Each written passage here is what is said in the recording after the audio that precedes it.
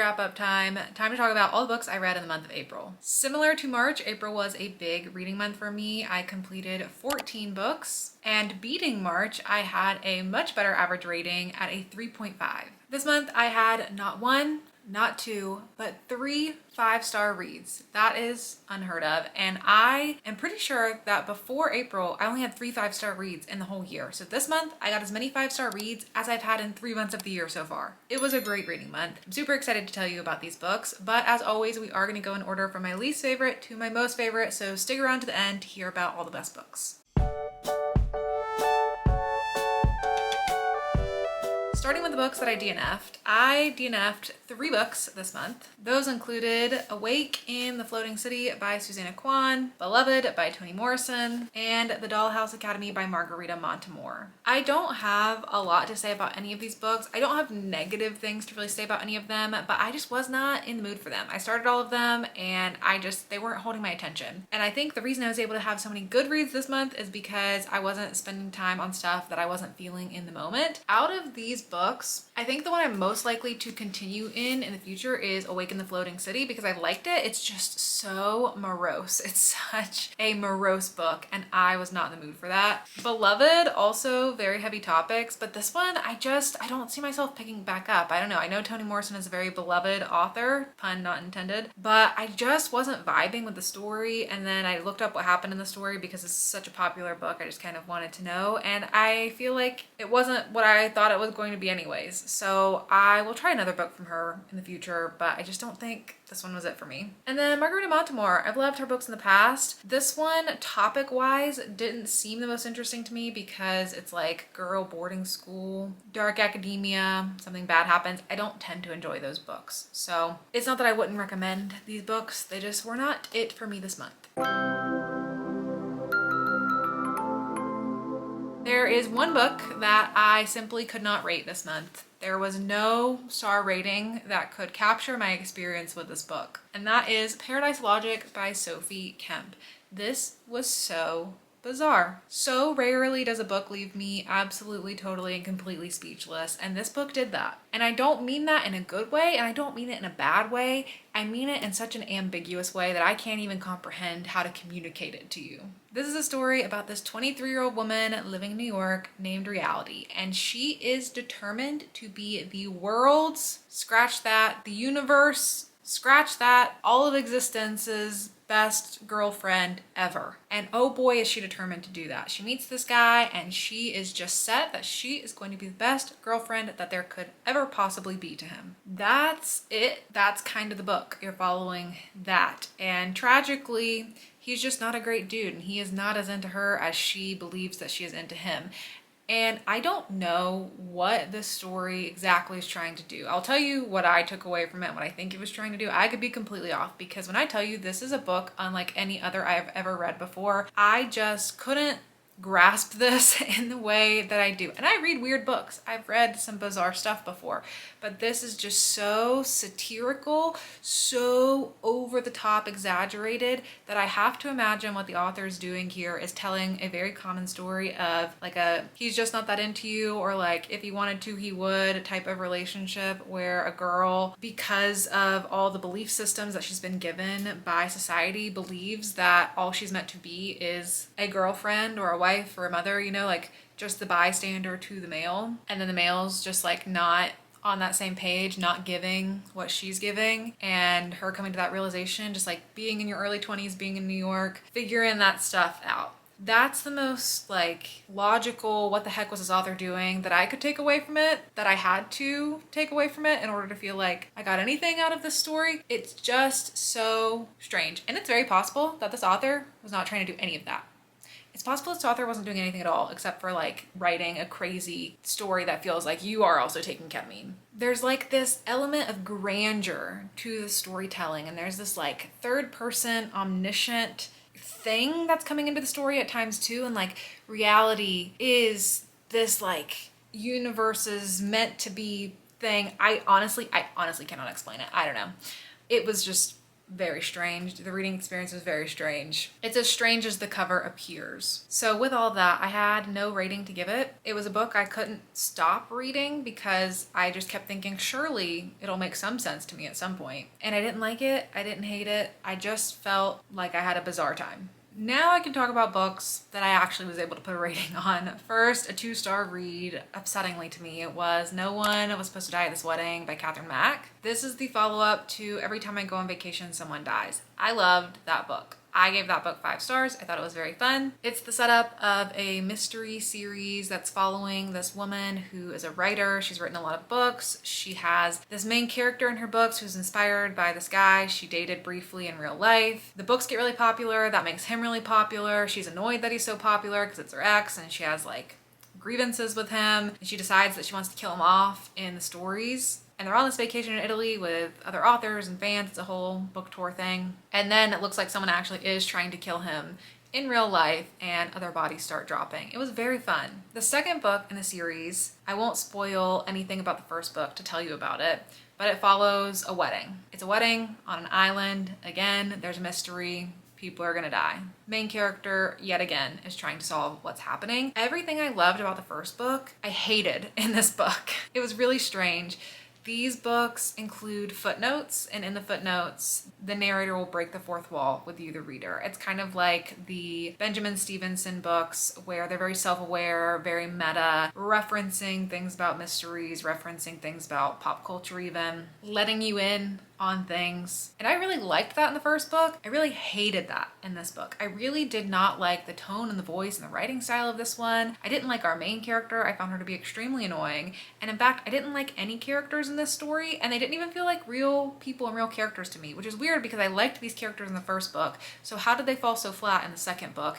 And it's been a while since I read the first book, so it made me question, are these books different and like it got worse? Or did I enjoy this in the past, but now I'm not liking all these same things? I don't know. All I know is I did not have a very good experience with this story. I was not invested in the mystery. I didn't care about it. I wasn't super engaged with it. I didn't care what happened. I didn't care who died. The main character has a relationship. I don't care about it and all the stuff that was going on in it. Like, things were being said and characters were saying things, but I wasn't seeing these dynamics actually happening. It was a lot of telling and not showing. And then I didn't believe those things were really happening or that these characters would really think these things because it just didn't feel like it was very well done. So that was super disappointing after loving the first book. Maybe me liking the first book was a fluke. I don't think so though, because a lot of people really liked that. Maybe this one's a fluke. I don't know. It's making me not super eager to pick up another book in the series if another one comes out, but I'll see. Depending on what it sounds like, if there is another book that's going to come out, maybe I'll give it another try. I will say this was sent to me by the publisher as an ARC on NetGalley, so it's not like I spent money on this and feel like it was a big waste of time. If I were to receive an ARC of the third book in the series, I would read it, or I might just go,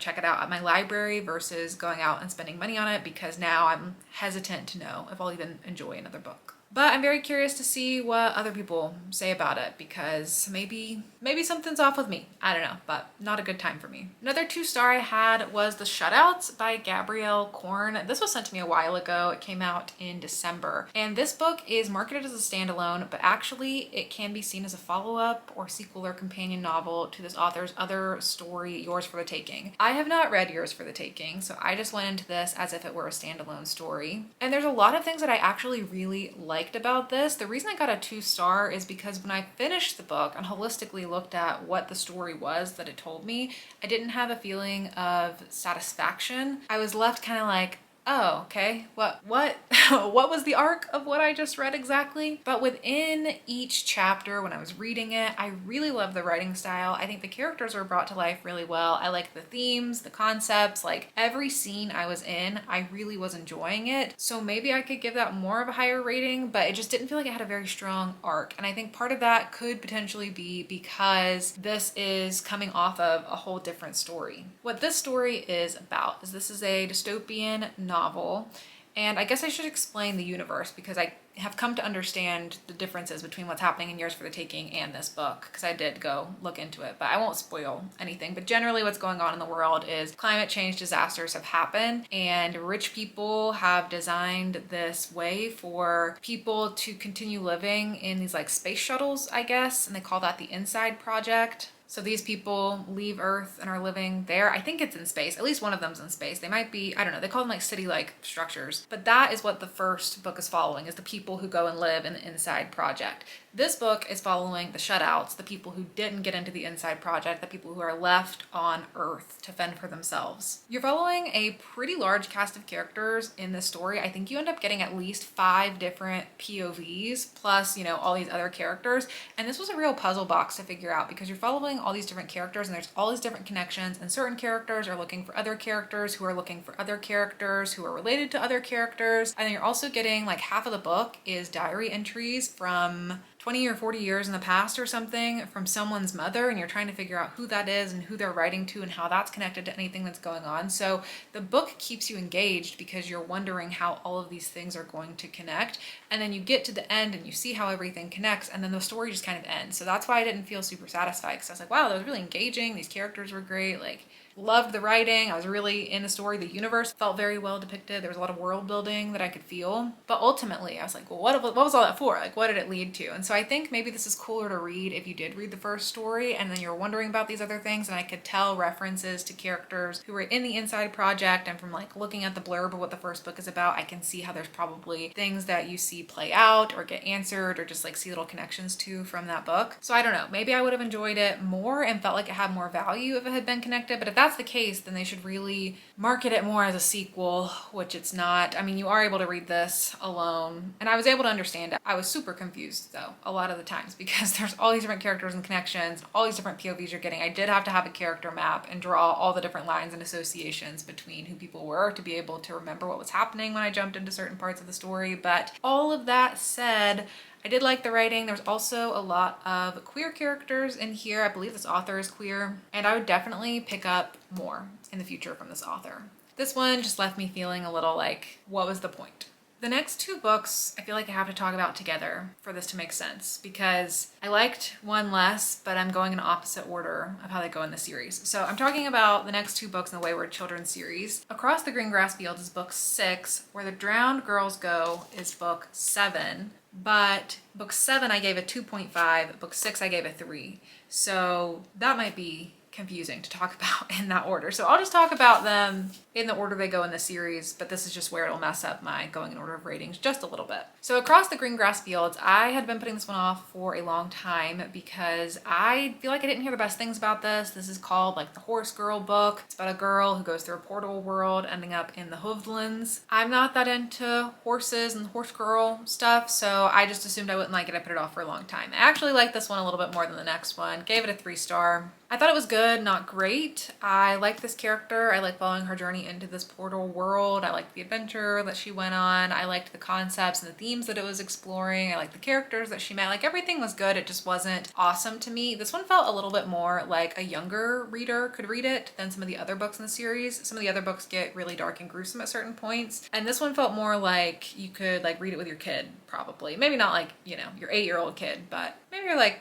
10-year-old. I don't know. I don't know what age kids can be reading books, but this felt like something that could be like a good story to read about identity and fitting in and being yourself, that could give some good lessons to younger children. Then I read Where the Drowned Girls Go, and I thought I was gonna like this one more because it just looked more up my alley. This one you're getting more connected with characters who are in the whole Arching series and bringing some people together and going and seeing this other part of the world. In these books, generally, they're about kids who go to portal worlds and sometimes come back, and when they come back to Earth and they can't find their doors again, sometimes, you know, they get sad because they miss their other worlds. And so there's this school that they go to, and that's where the first book begins, Miss Eleanor's school. This book introduces a second school. There's a different type of school for these kids called the Whitethorn Institute, and this book shows that and a character going there and encountering some things and then just like opening up the world a little bit. And I thought that sounded really cool, but I felt like this book didn't do a lot. I felt like the whole time it just kind of dragged on, and then right at the very end it got interesting, but I don't know, I just wasn't really getting a lot out of this. I don't feel like a lot of value was added to the arc of the story from this, but it seems like people really like this one a lot, so seems like I might have had an unpopular opinion there a bit. I enjoyed the one that I've heard people not like a little bit more than I thought I would, and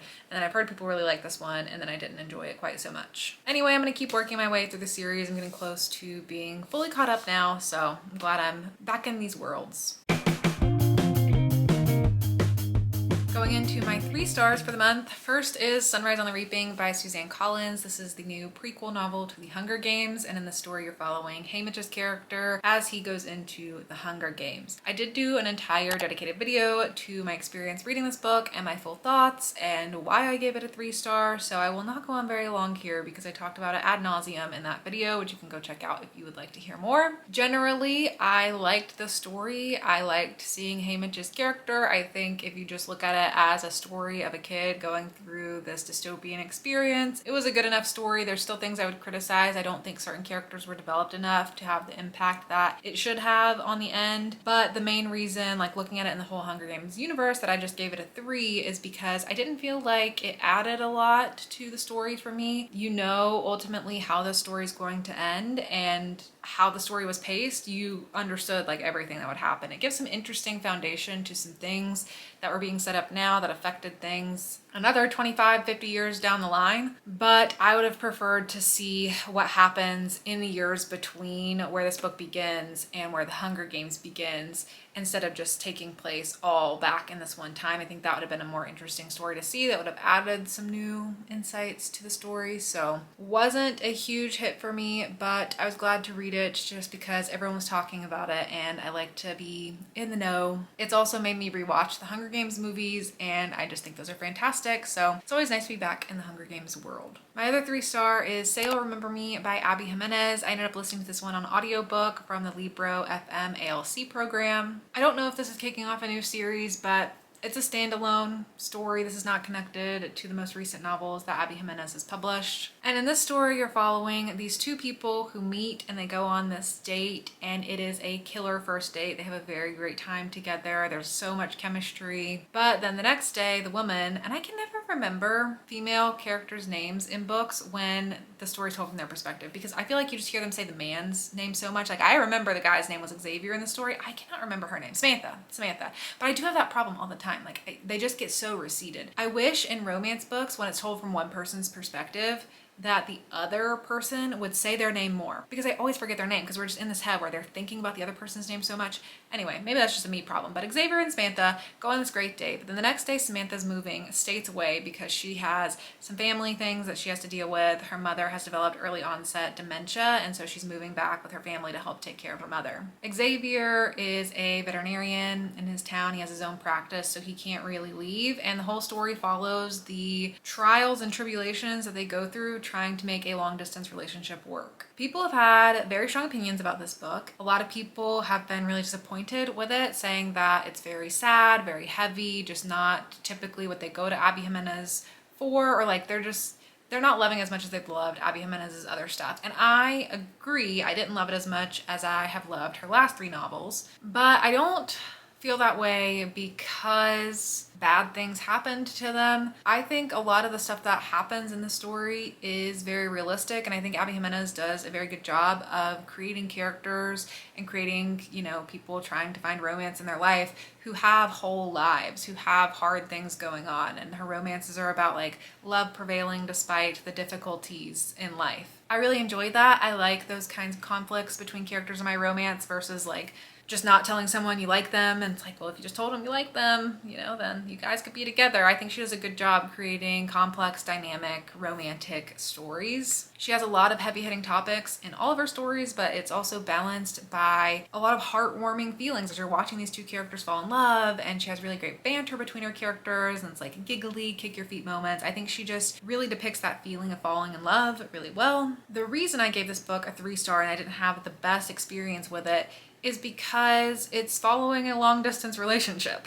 These characters get together like immediately, and then the entire time they're in a relationship, it's long distance, and they're just suffering because of it. So in other Abby Jimenez books, I feel like your characters are going through hard things, but they're finding reprieve in one another. Like they're together throughout these times, or like they're together, but they know they might not be able to be together forever because something's coming up. So like cherishing this time, you know? But in this one, your characters are separated and just going through such hard times alone, and you don't get a lot of time to just like relax with them and see them falling in love. It's like, oh my God, so hard, like right person, wrong time. I think long distance relationships are just like not fun in general. And so reading about one was not very fun. And I typically like am going to romance for fun. I like there to be real world problems and challenges, but I like the fun watching people fall in love aspect of a romance. So that's what kind of did it for me. Also, like dementia is just a really heavy topic in general. And so I know people might be especially sensitive to that being in a romance story. I personally just recently lost someone in my family to dementia, so it is very close to home for me, but I didn't find myself not liking the book because of that, or like having a problem that it was there. I actually felt like there were a lot of things that were really relatable, having just gone through all this experience, seeing what the character and her family was going through, and the way that really puts a toll on everyone involved in that situation. So anyway, I still thought it was good. The moments when they're falling in love are great. The challenges they go through, very realistic, real life struggles that people have to go through every day. The ideal of love prevailing despite all of that. Love that. Just wish the arc of their relationship could have been a little bit different. I think if they had not gotten together so quickly and they did the long distance thing, they tried to forget about each other, but then they're like, no, I really can't forget about them. That would have maybe worked more for me, because then you have like a tension separating them instead of seeing them be together and then all these things trying to pull them apart. Maybe I would have liked that a little bit better. Either way, I will still be front and center when Abby Jimenez's next book comes out because I just love her stuff. Next up is a 3.5 star I had, which was Detective Aunty by Uzma Jalaluddin. This is the start of a new mystery series. We're following Detective Aunty, which is a woman named Kausar, who gets called by her adult daughter Sana after Sana finds her landlord murdered in her clothing shop. Kausar is a woman who pays attention to things. She notices details a lot. She's kind of known for that, so that's why she is lovingly, jokingly called Detective Aunty by her friend. And so Sana calls her mom in because she, one, needs help with her children because she is a prime suspect in a murder, and she knows that her mom can come help figure everything out. This was a pretty standard cozy mystery, small town feel, everyone knows each other, lots of suspects, fun main character with Kausar who is very determined to get to the bottom of things.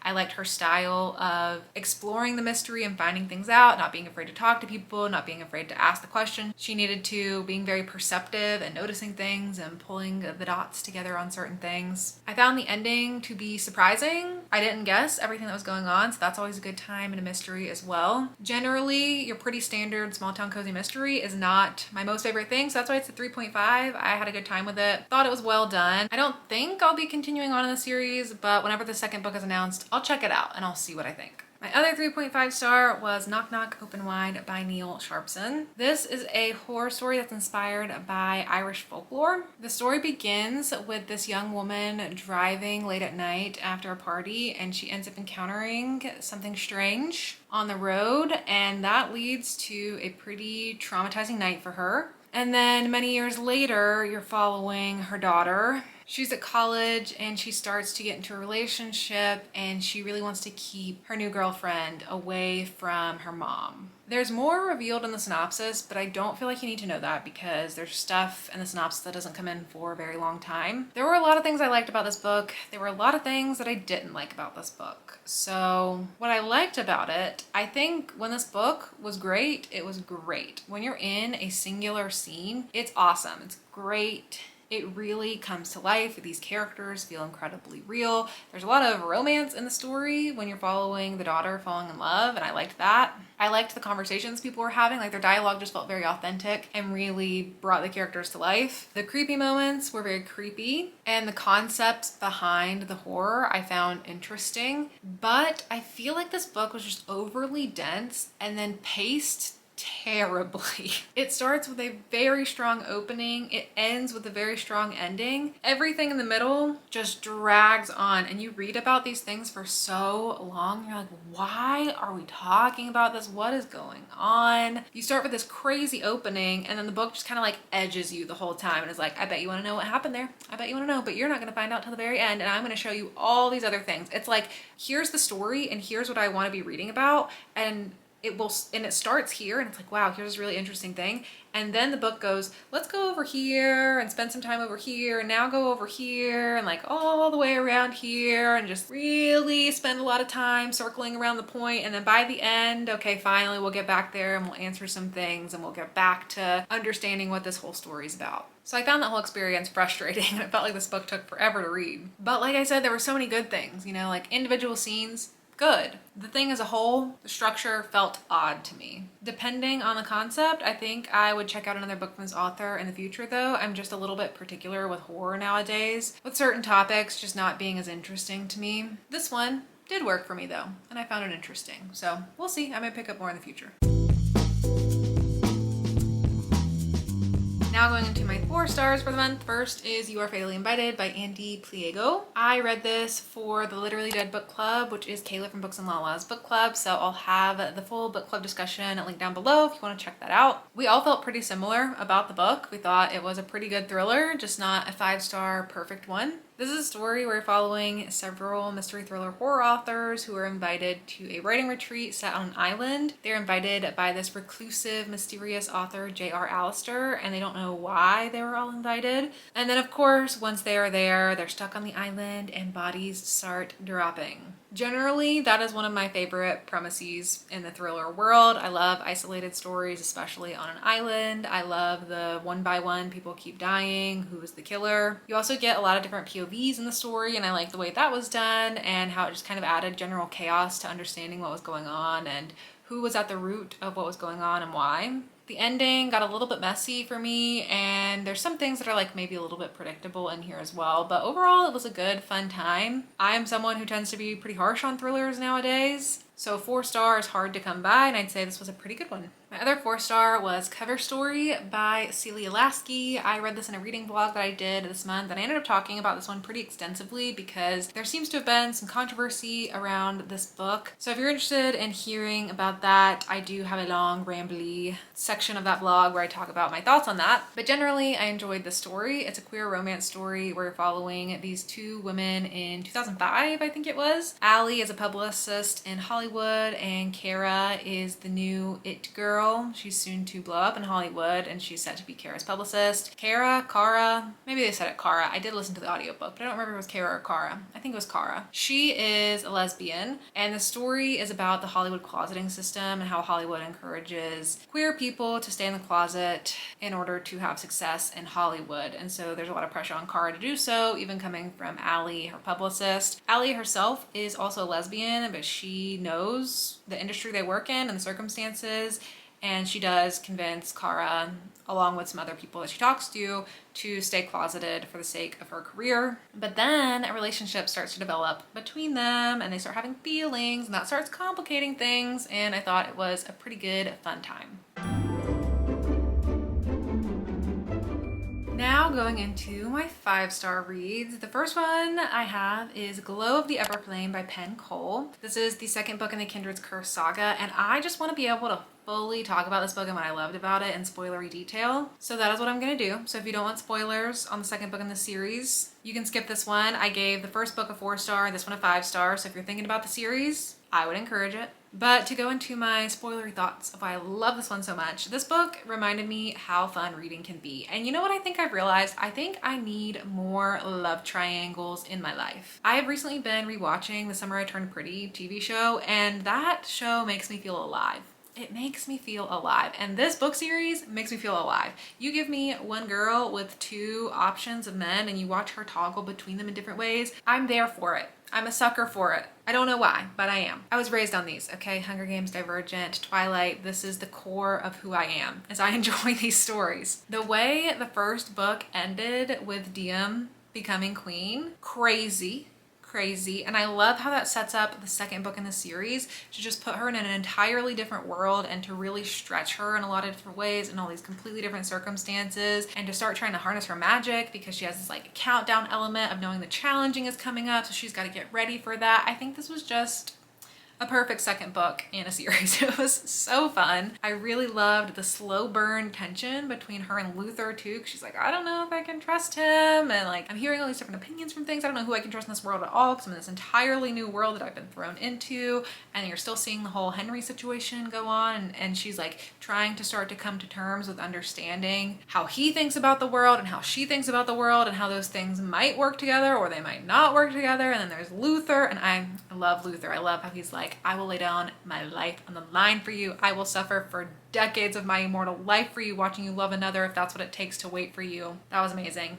I loved it. And I love how this ended with another fun cliffhanger where you finally see her mom, that her mom's been on this island, and now you're like, oh my goodness, what was she planning? How is all that going to be connected? This is the most fun I've had reading in a very long time. So I'm very much looking forward to continuing with the third book. They just keep getting longer, and I have a lot of arcs I need to get through right now, so I'm trying to stay responsible with reading the things that I need to be reading on a certain timeline. So I don't think I'm going to get to the third book in May. It'll probably be June, but also I'm okay stretching it out because obviously the fourth book is not out yet, and if the third book ends on a cliffhanger, which I'm sure it does, I don't want to suffer for longer than I need to. But I'm so glad I picked these up. I'm super selective with which fantasy books I pick up, but loving this so much has really just made me want to go find and try and read more. So if you have any other recommendations for fantasy books that are like this, definitely let me know down below. My next 5-star is The Retirement Plan. This is like a dark comedy, mystery thriller type of story where you're following this group of older adults. It's like 4 men and 4 women who are married, and then they're all friends. And the story begins with one of the men dying tragically. After that, the wife collects on his life insurance policy, and it turns out he had a huge $1 million life insurance policy. So then she is able to turn her life around. She is gonna move and get a nice house and live the life. And all the other wives see that and they're like,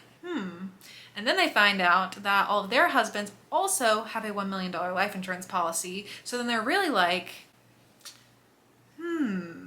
And that's how they come up with their retirement plan. They decide that they're going to try to kill their husbands. But what they don't know is their husbands are doing something as well. So this becomes like a cat and mouse style game where you're hopping around to see what all these different characters are doing and seeing different characters catching up to each other at different times. And it was just a very fun time. I did include this one in a reading vlog I had earlier in the month, so you can check that out to see my full experience with it. In the beginning, the only complaints that I had was I wasn't feeling super attached to these characters, or that these characters were super distinct, memorable people to me. This book is getting compared to the Thursday Murder Club, and that's one of the things that I think that series does really well, so that was a gap that I was seeing. But by the end, I was more invested in the characters, and I was understanding who they were a little bit more. They were feeling more distinct to me, and because the plotting of this was just so fun, I had to give it a 5-star. And then my last 5-star, also in that same reading vlog as the last book, is The Man Made of Smoke by Alex North. This was my 4th novel from Alex North. I think